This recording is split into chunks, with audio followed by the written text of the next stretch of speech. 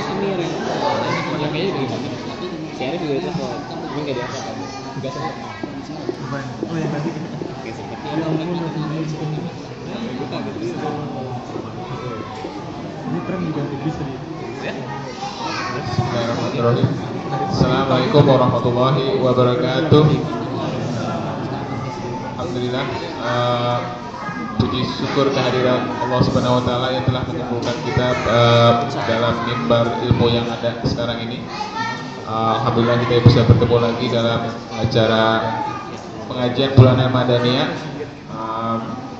Alhamdulillah sudah ada di samping kita adalah Ustadz Gofar yang akan menyediakan waktunya untuk memberikan tausiah kepada kita mengenai bagaimana menjadi keluarga sakinah. Tanpa menunda waktu lagi karena kebetulan dari panitia kita diberi waktu 30 menit untuk penyampaian materi, jadi tanpa mau menunda waktu lagi saya persilakan pada Ustadz Gofar. Assalamualaikum warahmatullahi wabarakatuh. Sorry ya. Assalamualaikum warahmatullahi wabarakatuh. Innal hamdalillah nahmaduhu wa nasta'inuhu wa nastaghfiruh wa natubu ilayh wa na'udzu billahi min shururi anfusina wa min sayyiati a'malina. Man yahdihillahu fala mudilla lahu wa man yudlil fala hadiya lahu. Asyhadu an la ilaha illallah wahdahu la syarika lahu wa asyhadu anna Muhammadan 'abduhu wa rasuluh.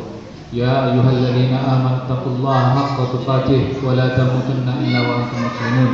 Ya ayyuhan nasu taqu rabbakum alladzi khalaqakum min nafsin wahidah wa khalaqa minha zawjaha wa batha minhuma rijalan katsiran wa nisaa wattaqullaha alladzi tasaaluna bihi wal arham innallaha kana 'alaikum raqiba. Amma ba'du, Bapak Ibu sekalian, alhamdulillah sore atau petang ini kita bisa berkumpul dalam acara Tafaqquh Fiddin sekaligus untuk bersilaturahim keluarga besar Madaniyah. Pertama kali saya mohon maaf karena temanya saya waktu itu mengiranya adalah tentang keluarga dan Al-Quran. Karena memang Madaniyah ini dalam alam pikiran saya selalu berkaitan dengan tema-tema Al-Quran. Oleh karena itu hari ini insya Allah saya mohon izin kepada panitia untuk tidak membahas tentang keluarga sakinah. Karena kalau keluarga sakinah mawaddah warahmah insya Allah itu adalah sesuatu yang kita idam-idamkan, dan Bapak Ibu sekalian lebih mengetahui bagaimana membinanya ketimbang saya. Saya akan membahas, karena apapun yang akan saya sampaikan ini saya utamakan untuk diri saya sendiri pada situasi sekarang ini. Ketika saya mengalami, setiap manusia tidak terkecuali baik itu para nabi dan para rasul mengalami yang disebut intizar wa ittirabu fil qalb, mengalami hazan wal huzn, mengalami kegelisahan hati, kesedihan dan yang semisal dengan itu.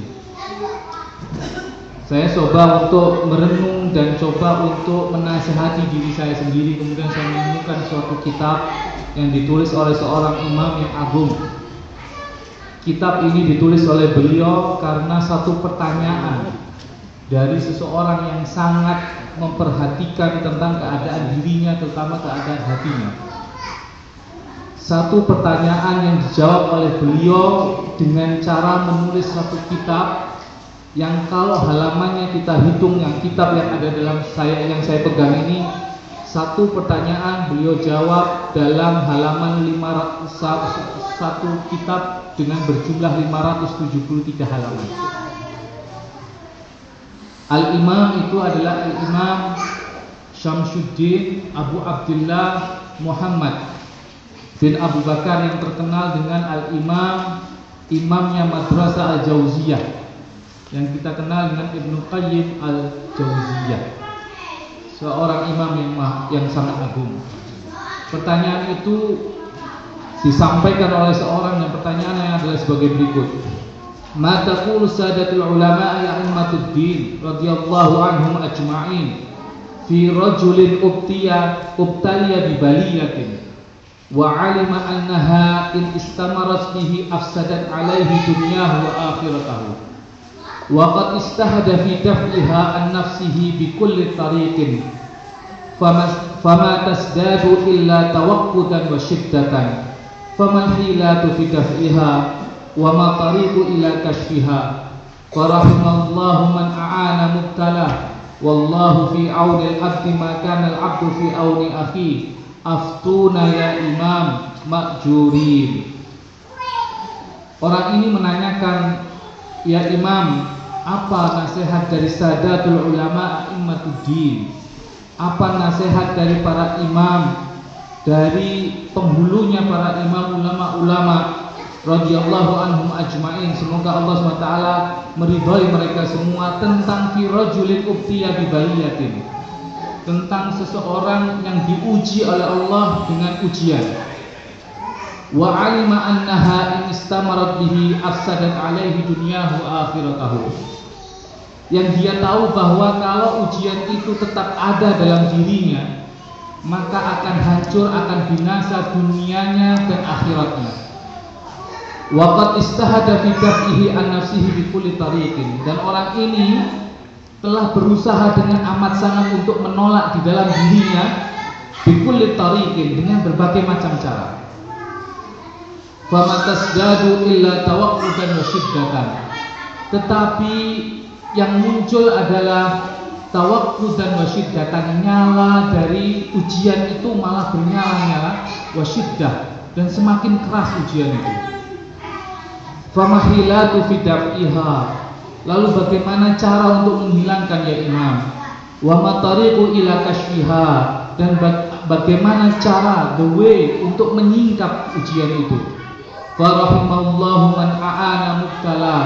Semoga Allah merahmati orang-orang yang memberikan bantuan kepada orang yang sedang diuji. Wallahu fi auni al-'abdi ma kana al-'abdu fi auni akhi.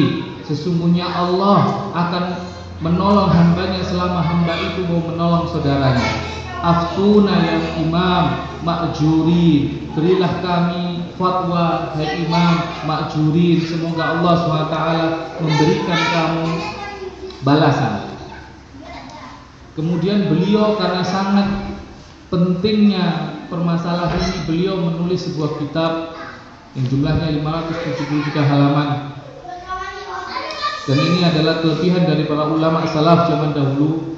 Kalau ada satu pertanyaan ditulis dalam satu buku yang bermanfaat sampai kita dapatkan kitab itu sampai hari ini. Kemudian beliau menulis mengingatkan kepada kita bahwa pertama, dia tidak akan membaca semuanya, saya sendiri belum sempat membacanya. Beliau mengingatkan kepada kita yang pertama adalah tidak ada satupun penyakit apapun itu, baik penyakit abdan maupun penyakit arwah, penyakit jiwa, yang tidak ada obatnya. Itu yang diingatkan oleh beliau. Kata beliau, jawaban pertama beliau adalah alhamdulillah, segala puji bagi Allah. Thabata fi sahih Bukhari min hadits Abu Hurairah radhiyallahu anhu anna Nabiy sallallahu alaihi wasallam annahu qala ma anzalallahu da'an illa anzala lahu shifaan. Di dalam sebuah riwayat yang sahih Imam Bukhari dari Rasulullah SAW, Rasulullah mengatakan Allah tidak pernah menurunkan penyakit kecuali Allah SWT menurunkan penawarnya. Di dalam sebuah hadis lain Rasulullah mengatakan likulli da'in dawa, setiap penyakit itu pasti ada obatnya. Karena itu kitab ini dinamai beliau ada wadawa, penyakit dan obat-obatnya. Keistimewaan dari kitab ini mempunyai dua judul. Yang pertama adalah ada wadawa, yaitu penyakit dan obat-obatnya. Yang kedua adalah jawabul kafi anil man sa'ala an dawa asyafi. Kitab ini mempunyai dua judul. Yang pertama penyakit dan obatnya, yang kedua adalah jawabul kafi, yaitu jawaban yang mencukupi man sa'ala, bagi siapa yang bertanya anid dawa syafi, tentang obat yang mujarab. Beliau memang terkenal ahli pengobatan, baik pengobatan jiwa maupun pengobatan jasmani. Beliau menulis satu kitab tentang pengobatan jasmani yang kita sampai hari ini kita memberikan manfaat, yaitu Tibbun Nabawi, tentang pengobatan Nabi. Dan kitab ini beliau tulis tentang pengobatan psikologis. Ada dua kitab yang beliau tulis tentang pengobatan psikologis, yaitu Zadul Ma'ad, dan kitab ini yaitu Ad-Da' wa Dawa. Rasulullah Shallallahu Alaihi Wasallam juga mengatakan, pertama, setiap penyakit pasti ada obatnya. Tidak hanya itu, Rasulullah mengingatkan kapan suatu penyakit bisa hilang. Rasulullah mengatakan dalam sebuah hadis Muslim, likulli da'in dawa, fa idza usibu dawa'u da'a bara'a biiznillah. Setiap penyakit itu ada obatnya. Kapan dia akan sembuh? Fa idza usiba dawa'a da'a bara'a biiznillah. Yaitu apabila obatnya itu telah mengenai secara pas terhadap penyakit, telah terjadi kepasan itu saya. Bahasa Indonesianya apa ya? Terjadinya ketepatan, kesesuaian ketika obat itu menimpa kepada penyakit, maka bara'a biiznillah, maka penyakit itu akan hilang dengan izin Allah Subhanahu wa taala. Ketiga, yang beliau ingatkan, selain setiap penyakit ada obat, dan obat itu akan bisa menyembuhkan kalau ada kesesuaian dengan penyakitnya. Yang ketiga, beliau menulis sebuah hadis yang diriwayatkan oleh Al-Imam Muslim, Al-Imam Ahmad, innallaha lam yunzil da'an illa anzala lahu shifaan, alimahu man alimahu wa jahilahu man jahilahu. Sesungguhnya Allah tidak menurunkan penyakit kecuali Allah menurunkan obatnya.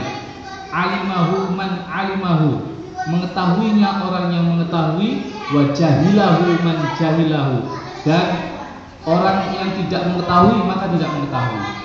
Maka ada orang yang mengetahui obat suatu penyakit, dan ada orang yang tidak mengetahui suatu penyakit. Maka kewajiban kita adalah ketika kita terkena penyakit rohani, maka ada kewajiban untuk menyembuhkan diri. Dengan cara adalah menanyakan kepada orang yang mengetahui obatnya. Walaupun para ulama berbeda pendapat tentang meruqyah atau meminta disembuhkan, terutama untuk penyakit abdan, penyakit badan. Karena penyakit dibagi menjadi dua, penyakit badan dan penyakit rohani. Al-Imam Ahmad mengatakan, sesungguhnya meminta obat untuk penyakit badan itu mubah dan makruh hukumnya. Ini pendapat yang unik dari Imam Ahmad rahimahullah. Kenapa? Karena kata beliau, ketika orang kena penyakit, dia bersabar, maka itu lebih baik baginya. Seperti ketika Rasulullah SAW kedatangan seorang perempuan sahabiah yang dia mempunyai penyakit ayan, sampai kebuka kemudian auratnya, kemudian datang kepada Rasulullah minta didoakan untuk didoakan untuk sembuh. Kata Rasulullah, in syi'ta ad'u, kalau kamu menghendaki maka aku akan berdoa, tetapi lebih baik kamu bersabar. Mana yang kamu pilih? Kemudian sahabiah itu memilih untuk bersabar. Tetapi pendapat jumhur ulama, pendapat mayoritas para ulama, terutama dari mazhab Syafi'iyah, mazhab Imam Syafi'i rahimahullah dan Imam Malik rahimahullah, meminta obat dan mencari obat, terutama obat-obat badan, adalah mustahab dan wajib. Mustahab dan wajib, yaitu apa? Mustahab itu lebih disukai dan hukumnya lebih disukai, dan hukumnya bisa mencapai wajib. Tapi Imam Syaukani rahimahullah yang juga bermazhab Imam Ahmad mengatakan, sesungguhnya orang yang terkena penyakit itu ada kalanya dia bisa bersabar, maka sabar itu baik baginya, maka itu mustahab, sunnah, lebih baik baginya. Tetapi apabila dia tidak sabar sehingga membahayakan agamanya, maka yang lebih baik adalah dia mencari obatnya. Maka tidak ada pertentangan sebenarnya pendapat para ulama tentang masalah ilaj, masalah pengobatan ini. Rasulullah SAW juga pernah mengatakan ketika beliau ditanya oleh seorang badui, "Natadau ya